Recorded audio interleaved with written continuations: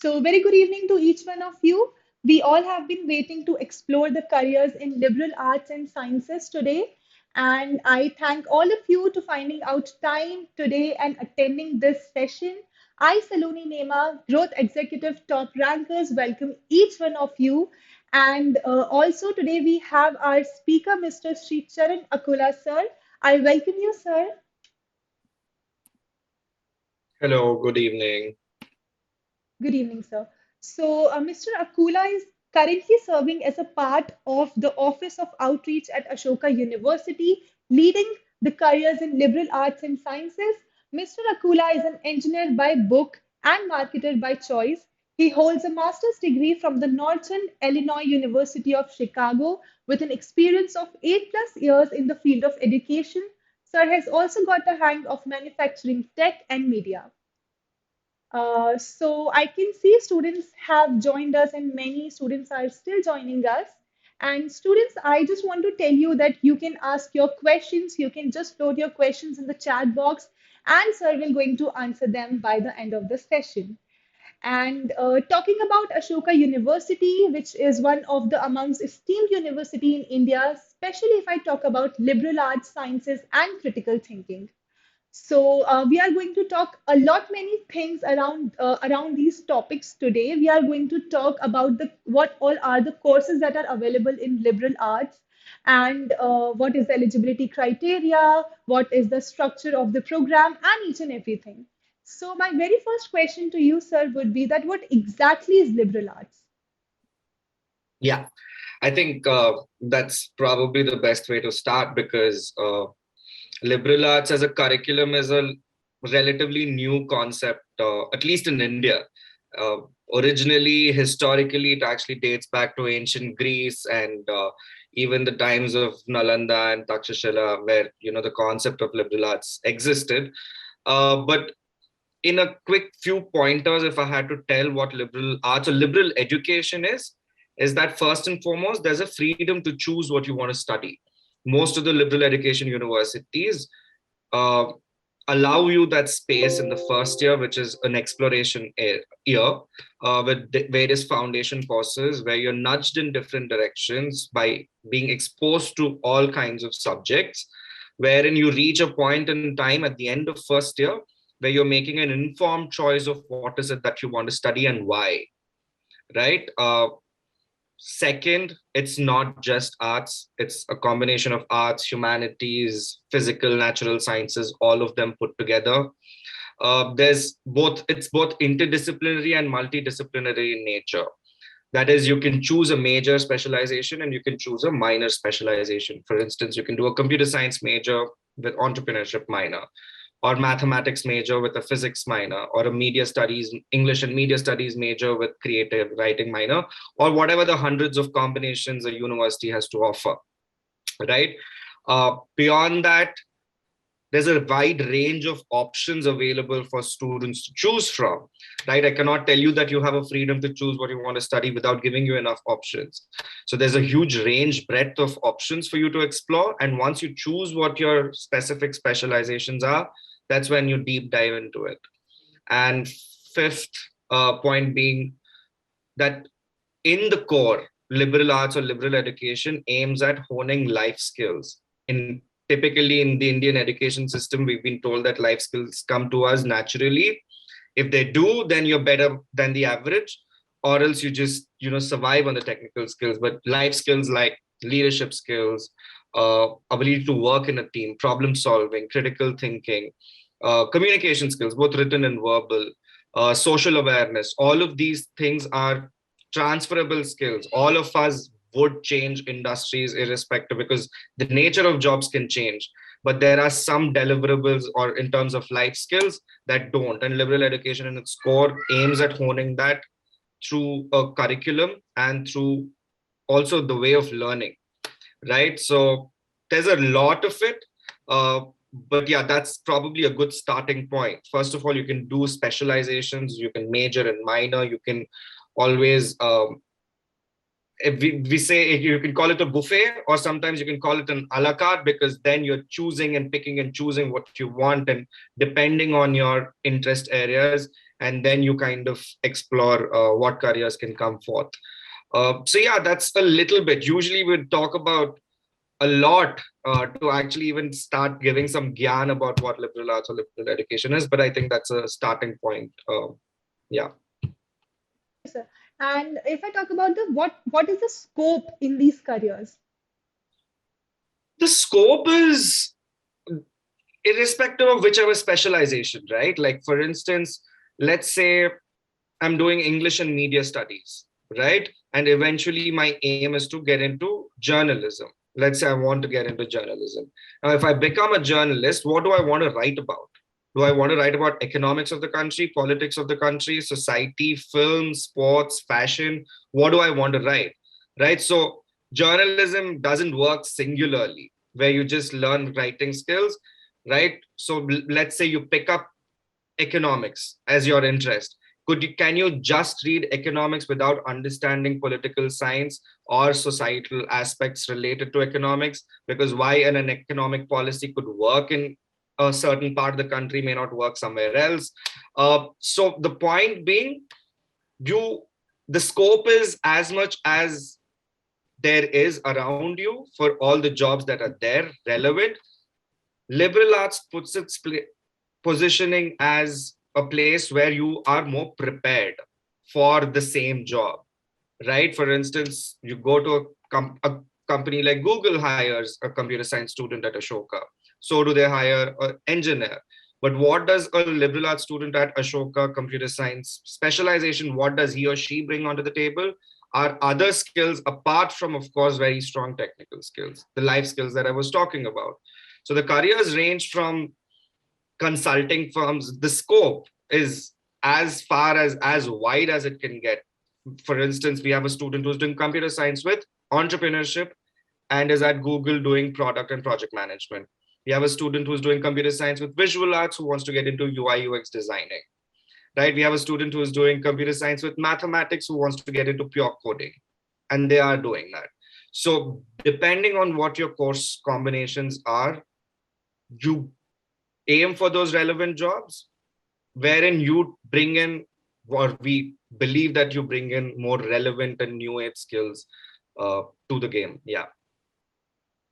And another question, sir, is since most of the students we have today are from grade 11th, 12th, or beyond grade 12th, so is there any subjects that they need to choose, or they can just the careers are stream neutral, or they can just choose any subjects and go for liberal arts? Yeah. So again, liberal arts is not a degree, right? It's a methodology, it's an approach towards education. So your degrees are going to be BA honors or a BSc honors, at least at Ashoka. Depending, different universities offer different degrees under the methodology that we call, or approach that we call, as liberal arts or liberal education, right? At least in the Ashoka perspective, mathematics is a prerequisite for you to choose economics, mathematics, physics, or computer science, right?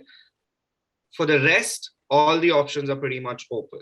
So you could be a sciences student and you want to explore psychology, that's fine. You're a humanities student, you want to explore biology, that's fine. So there's no prerequisites on that term, because, for instance, we had a humanities student who was very interested in biology but ended up picking up humanities in her 11th and 12th. And in the first year, in the foundation year, through a course called Genetics in Principles of Science, she realized biology is something that she really wanted to do, and psychology would be a supporting uh, sort of a specialization. So biology became a major and psychology became a minor, because she wanted to get into pure psychology, the research side of it, right? So the point being, the prerequisites are only mathematics for those four specializations. Otherwise, the whole range of courses are uh, open for students. And sir, we have heard about the graduation courses. What is there any integrated courses available for the students? Integrated, we have the optional fourth year program that we offer, which is called the Postgraduate Diploma in Advanced Studies and Research. And this is pretty much an extension of the 3-year program that we have. So for the 3 years, they get a BA or a BA honors or a BSc honors. For the 4th year, they get a postgraduate diploma, wherein they either convert their major into an extended major or an advanced major. They can convert their minor into an equivalent minor. They can also pursue a new minor. Research and thesis is compulsory. So yeah, initially it was actually designed to be a 4-year program, but in India, due to certain regulations and policies, unless you are a tech university, there is some limitations on why you can't offer a 4-year program. But with the NEP coming through, sooner or later, it's going to be a 4-year program. Right, but otherwise there are some interdisciplinary combinations. So we can't call them integrated degrees as such, but we already have the major minor situation going on. So you're already, you can mix and match your specializations. But beyond that, they're predetermined majors like computer science with entrepreneurial leadership, or computer science with mathematics, or economics and finance, English with media studies, English and creative writing. See, these are called interdisciplinary majors that we offer. Wherein there's an entire curriculum that's designed around it, right? So the 2 kinds. One is the interdisciplinary majors, and then of course there's an extension, which is the 4th year program. We call the Ashoka Scholars Program. That is, yeah. Yes, sir. And can you just enlighten us about the most popular courses in Ashoka University? Honestly, I'd like to believe that if you compare it with a lot of other universities, Ashoka is probably one of the only universities which offers a program when they're only very, very 100% dead sure that they'll be able to deliver this program 100 on 100, right? In terms of the curriculum, the course structure, the faculty, the research, the funding, everything that comes through. So a program is put in place when they're very sure about the start to end. So so every program, I'd like to believe, is popular. But having said that, some are opted more than the others, right? But there are courses like economics, obviously, is a very popular program. Psychology is very popular. English with creative writing or English with media studies is a popular one. Computer science now is a very, very popular one. Biology, although it has a restricted amount of audience, but it's got a very dedicated audience that opts for biology every year. So yeah, there's history. History, of course, is, from the beginning of Ashoka, history has been one of the strongest suits at Ashoka. So these are some of the specializations. Yeah, these are one of those, right? But then with that, you could be picking up something else as well. So that's where the charm lies. Yeah. And okay, we have talked about the courses and most popular courses, but talking about inside Ashoka University, what kind of teaching method is adapted in these courses? Yeah. So one of the things that we tell students is to unlearn everything that they have learned till 12th grade, because the whole learning methodology changes from day one at Ashoka. In terms of, first of all, they're given a lot of independence in picking up even their subjects and understanding what is it that you want to study and why. But once they choose their subjects, even the learning methodology or pedagogy is where first of all, each professor decides their own way of evaluating a student for that course. So it could be a mix of live projects, team projects, presentations, pop-up quizzes, reading assignments, all of this put together, and everything is very, very research-based, right? So we'd like to believe that most of the learning happens, only about 25 to 30% of the learning happens in the classroom. A lot of it otherwise happens outside, in terms of all the reading that they do, all the research that they do, all the live projects that they do, journals. We've got one of the biggest libraries. So the onus comes back onto the student, where professors are literally a mirror saying, this is what is the overall structure of the course that they guide them through. And then the research starts from the student's end. So it's very, very research-based learning, right? So yeah, and each professor will design the curriculum in a certain way. So yeah, so gone are the days where you'll just have like a midterm or a final exam and then you vomit, and there are fixed units and fixed chapters and you vomited the paper and it's done. That doesn't happen for sure. You could have exams, obviously, you would have exams, and each professor can have a different sort of an exam setup. So yeah, it's a big mix of everything. And what are the placement opportunities for the students? Yeah. So the placement with placements also, it's very specific because there's so many combinations, right? Like if a batch of 700 students, you could have different, almost every student having a different combination. So based on that, they probably are looking at different sort of job roles, different sort of target companies. So the career development office works very, very closely with the students from day one in order to understand what their combinations are, what sort of job roles need to be targeted. So a lot of market research is done for students by the CDO. And some of the figures this year actually have been the highest offered salary has been 37 lakhs, with the median, which was for a computer science student with entrepreneurship. There were package offers given by Microsoft, HUL, EY, McKinsey, all of this ranging from courses in mathematics, economics, and all of that. But the median package is about 11 and a half lakhs per annum for the 4-year program and about 10.7 lakhs for the 3-year program. And the highest internship stipend was about 1.5 lakhs by Hindustan Unilever. Right. So we talk about median salaries because averages sometimes can be misleading. So median gives you a more realistic picture. But there are about 350 plus companies coming in for students who are opting for placements. And that's almost like if there are about 800 to 900 students across the 3rd year, 4th year, and the Young India Fellowship that are sitting for placements, we're bringing in about 350 plus companies. So that's a very, very impressive ratio in terms of the number of companies that are being brought to the campus as against the number of students.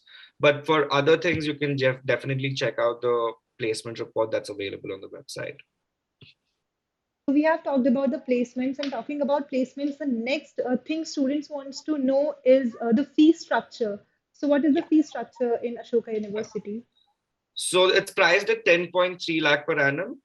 That's inclusive of the tuition fee, food, accommodation, everything put together. It's a residential program. Uh, and there are two kinds of financial aid that is provided to students. One is the financial aid.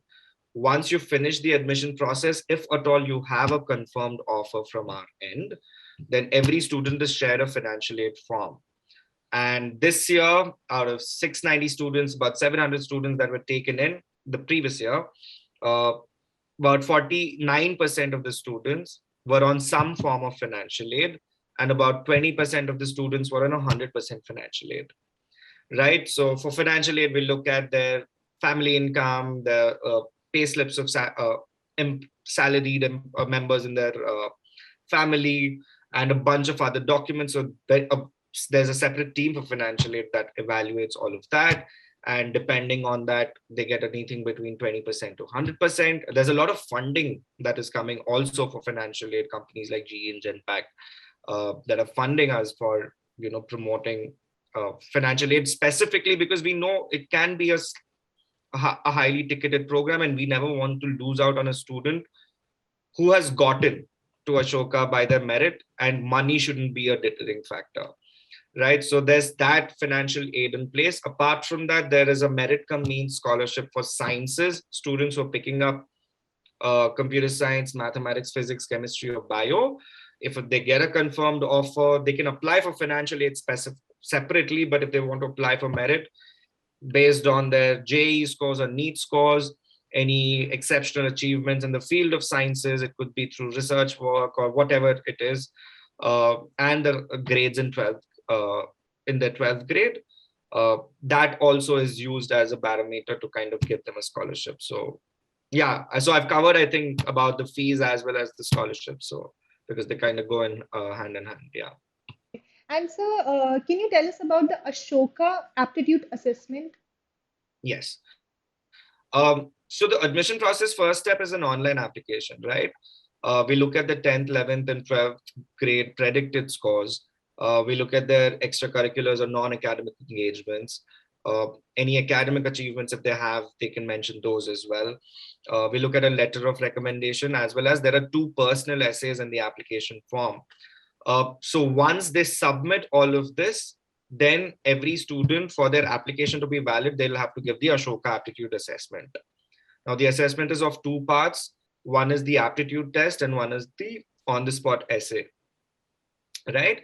So the aptitude test is basically a 45 question test in 90 minutes with sections in English, maths, and logical reasoning. And there are a couple of samples available on the website. You can check that for reference. Not very minimal preparation is required for us. It's just to gauge a little bit of your aptitude levels. And the other part of the assessment is the on-the-spot essay. So you get 2 prompts, essay prompts, and you have to answer that in about 200 words or 250 words in the span of those 20-25 minutes. So yeah, that is the first step of the admission process. Then we do a screening. If they're shortlisted, then there's an interview process, right? Yeah. So that's what the assessment is like. We have talked about the academics. Now, if I just talk about some co-curricular activities, so what is the co-curricular activities that are available in Ashoka University? Yeah. So they're immense, which is why we look at even our admission process. We look at their extracurriculars. What do they do outside of the classroom? It can be arranged from sports, have hobbies they've taken up seriously, leadership roles, internships, community service, anything. All of this is already important for us when we're taking in students at Ashoka, right? So already when you're at Ashoka, we already have a very diverse audience, which is looking at uh, various different things to do outside of classroom, right? Hence extracurriculars become a very, very imperative form of, and we genuinely believe that uh, in shaping a person's personality, especially at the age of 17 to 21, I think extracurriculars and the way of learning, all of this comes into picture, right? So there are about 60 plus clubs and societies at Ashoka. There are about 20 sports that are offered, all of them which are supported by NUS certified trainers. So you can pick up sports as a hobby and take it up seriously. But clubs and societies is something that really forms the backbone of Ashoka as well, the cultural aspect. Name a club, it exists. There could be a jazz club, retro club, slam poetry, dance, theater, animal welfare, mental health related, queer collective, astronomy club. You name a club, it's all there. Debate, film. So there are different things, activities and events that are conducted by these clubs, and most of the students are attached to, if not to, at least one club or a society, right? So there's a huge range of things that happen on campus, and it is a very student-run campus. It is a very democratic campus. Students have a lot of voice on campus, so they voice it through various of these clubs and societies and a lot of other work that happens. So yeah, and also a part of the curriculum where we do the foundation courses, major minor courses. Apart from that, there is something called as the co-curricular courses, which is compulsory for students. So every student would have had to pick at least 2 co-curricular courses in the span of 3 years, which could come from the field of art, film, theater, photography, foreign languages.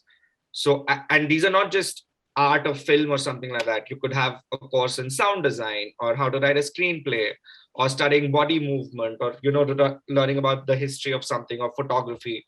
So there are multiple co-curricular courses that are offered too. So a lot of things happen in that aspect as well. Great.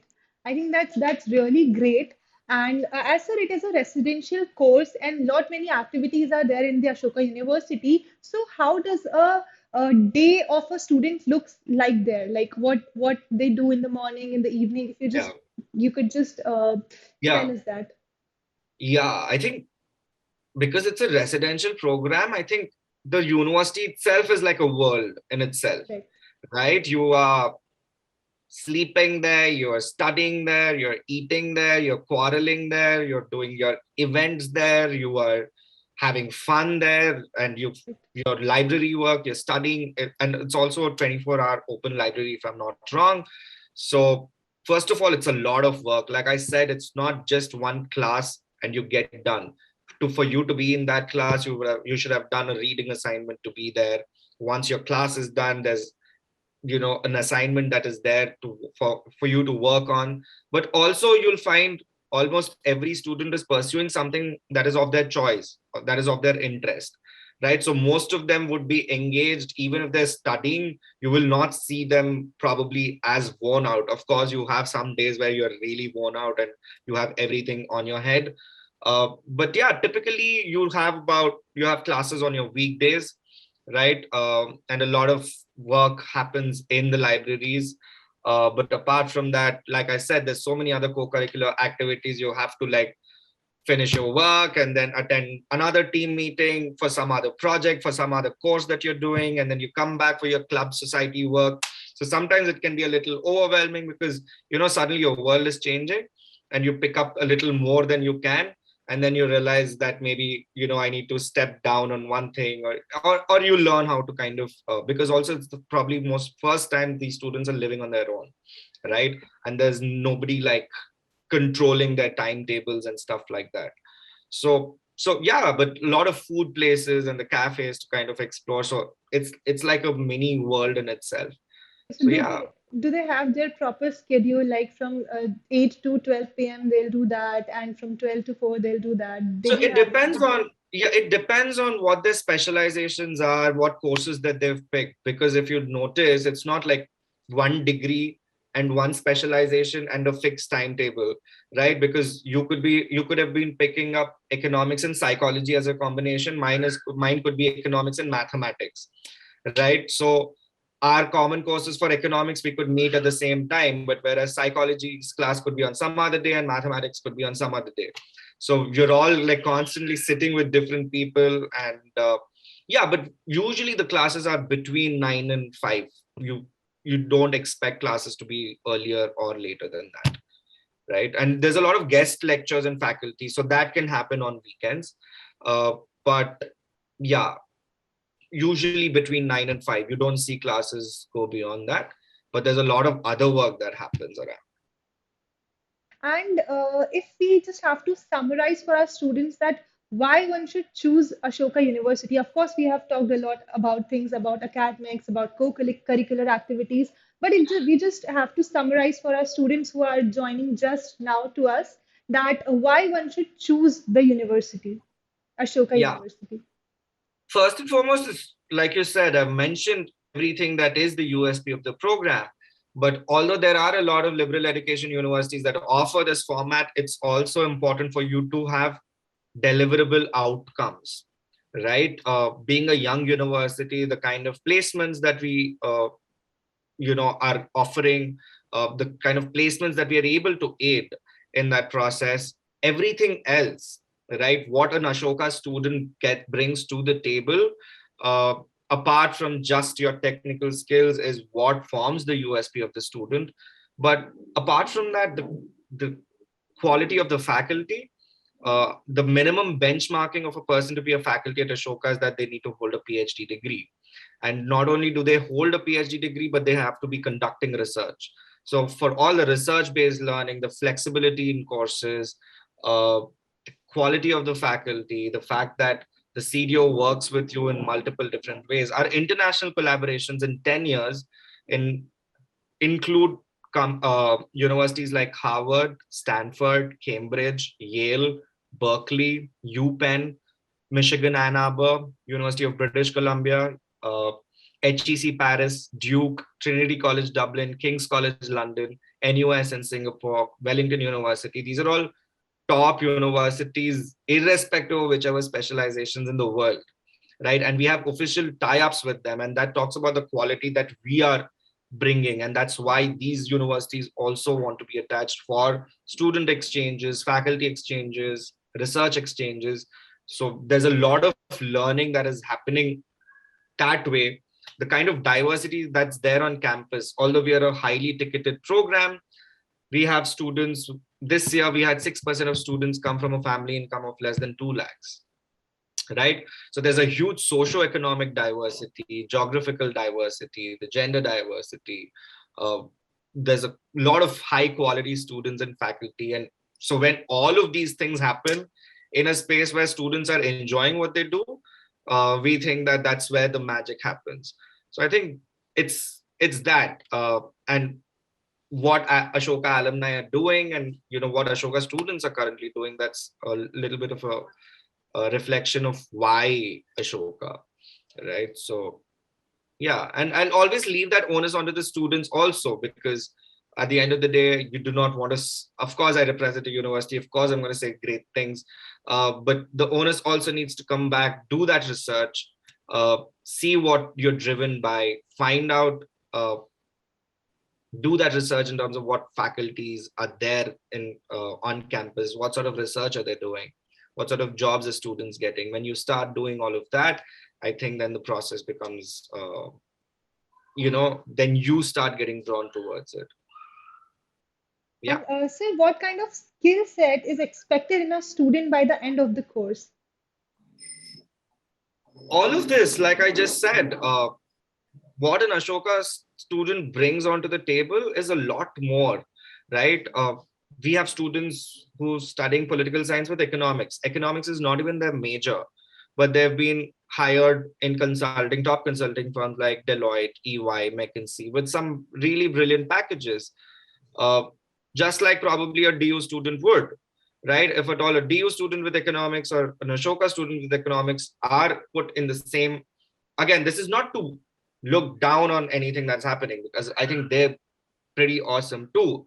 The point being, you can clearly see the difference in an Ashoka student about what other things do you bring onto the table, right? More often than not in your job, more than just your skill set, it's a bunch of other things that come into the picture.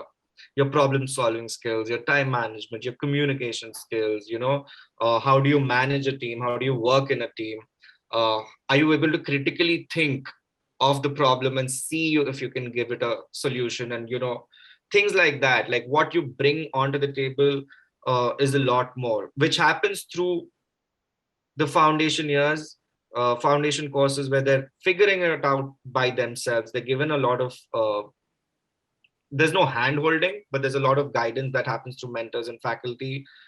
They do their majors and minors, they do their research projects, live projects, there's an internship that's compulsory, they do their clubs and societies. So they're not just limited to just books and academics. Apart from that itself, they're groomed a lot more. So I feel like academic excellence plus some sort of an X factor, so which comes through these life skills. So this is what most likely an Ashoka student will come out of once they graduate. Okay, sir. And of course, we have talked a lot about liberal arts, but if I talk about liberal sciences and critical thinking, so if you could just enlighten something Yeah. about that. See, critical thinking is more of a life skill, right? Let's say you, if you give a problem to a computer science student and ask them to write a code, probably any computer science student would do. Any decent computer science student would do. But for the ability to know that this is the problem, this could be the problem, and there that could be solved by developing a code, right? When then writing a code is only in the language of your communication, but to find that this could be the problem, or this might require a solution so that the process becomes smaller or the process becomes more effective, that sort of critical thinking. And critical thinking is something that can, it's a way of, it's a life skill that you can apply irrespective of whichever Yeah. area, right? Like for instance, in history also, right? There gone are the days where you have a textbook and you have chapters and all of that. It's not textbook education anymore. Of course, you need to have a lot of reference points, go to the library, go through journals, see whatever sources that you need, pick up all of that. But there's a course, like I'm just taking an example, study of, there's a course in history called Buddhism. Now there are so many aspects to it where they get into the literature aspects of Buddhism, right? We talk about the history of Buddhism, we talk about evolution of women in Buddhism, right? We talk about commercialization of Buddhism, right? So we're bringing in English literature, we're bringing in history, bringing up political science, we're bringing in gender studies, and also how do you say commercialization in Buddhism? I'm not going to tell this is right and this is wrong, right? I'm not here to tell you that 1941 this is what happened in World War II and 1945 this is what happened, right? We have to go beyond that. Think, saying if this is what happened, in your opinion, what do you think it is, right? So to kind of critically think on those lines, make a more your informed point of view. I think that's what critical thinking is, and that's in core what Ashoka is really about. And I spoke about life skills so many times. And liberal sciences is pretty much what the liberal education umbrella is, right? Under the umbrella of liberal education, you could be doing sciences too. And I've already taken so many examples of how you could be studying, let's say, computer science, and you don't have to only be doing computer science. Maybe you want to do visual arts with it, or mathematics with it, or entrepreneurship with it, or philosophy with it. It really depends on what your interest is. Or we have students who are doing biology with chemistry, and in their open electives are doing courses from psychology. So there is the major minor situation even with sciences that we offer, right? So liberal education really is a mishmash of all of these specializations. You decide what interests you, and if you have the prerequisites, then go free with whatever choices you want to make in terms of specializations. And sir, at last, would you like to give any tips to our students? Just one tip. I mean, see, there are many actually, but if you're looking to apply to universities like Ashoka, we for us academics are very important, but we look at a lot of other things as well. Your overall profile building, how are you, what do you do outside of your classroom? Your personality reflects through those. Your personality reflects through the essays that you write. So focus on building your profile, and your old school way of making applications to colleges is something that is going to change. So we want you to think, we want you to present the most honest part of yourself, and through the application form, and which is why we look at 8 9 things when we are evaluating a student, right? And then if at all you're shortlisted, then it's mostly reflective of what you mentioned in the application form that comes through in the interview, right? So concentrate on academics, but also build on your profile, right? And more importantly, inform yourself with what liberal arts or liberal education is.